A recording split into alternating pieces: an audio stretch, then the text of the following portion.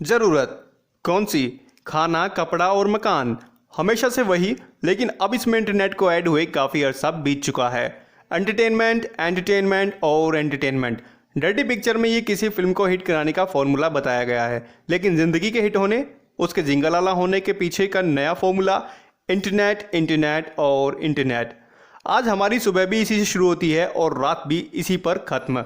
कभी किसी को व्हाट्सएप चलाए बगैर खाना हजम नहीं होता, तो किसी को फेसबुक के बिना नींद नहीं आती।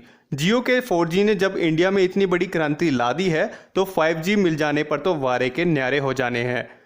2G, 3G, 4G और अब 5G। यहाँ जी माने तो जीनियस नहीं, जनरेशन।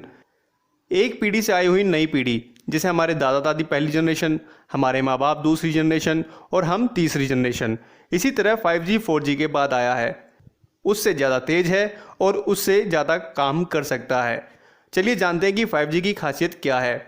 5G 4G से 100 गुना तेज नेटवर्क है। इसको ऐसे समझिए कि जो फिल्म आप 4G नेटवर्क में कुछ मिनटों में डाउनलोड कर लेते थे, वो अब 30 सेकंड में हो पाएगी।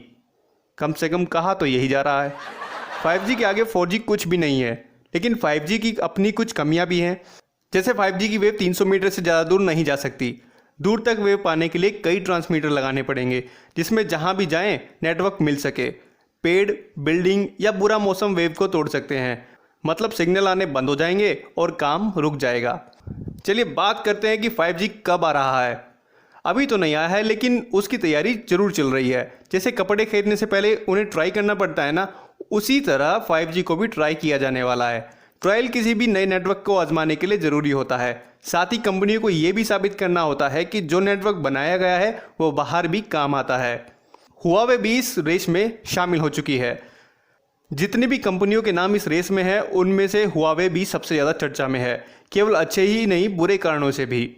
अच्छा कारण तो ये है कि वॉल स्ट्रीट जर्नल के मुताबिक हुआवे फ़ोन बनाने में विश्व की नंबर 1 कंपनी है और सेल्स में दूसरे नंबर की। बुरा कारण ये है कि यूएस ने 2012 की कांग्रेशनल रिपोर्ट्स के बाद हुआवे कंपनी को बैन कर दिया। यूएस के मुताबिक हुआवे की चाइना की मिलिट्री के साथ अच्छे संबंध है, जो कि यूएस की सिक्योरिटी के लिए खतरनाक है। इसके बाद यूएस ने हर देश से स्टैंड लेने के लिए कहा, जिसमें ब्राज़ील और यूके जैसे देशों ने यूएस की बात को हवा हवाई कर दिया था, जिसका रीज़न था कि हुआवे की अच्छी टेक्नोलॉजी। चलिए बात करते हैं कि 5G के लिए इंडिया के स्टेप्स क्या क्या हैं। पहला, 5G के लिए एक अलग स्पेक्ट्रम बनाने की कोशिश की जा रही है, जिसकी लिमिट 25 गीगाहर्ट्ज़ से लेकर 28 गीगाहर्ट्ज़ हो सकती है।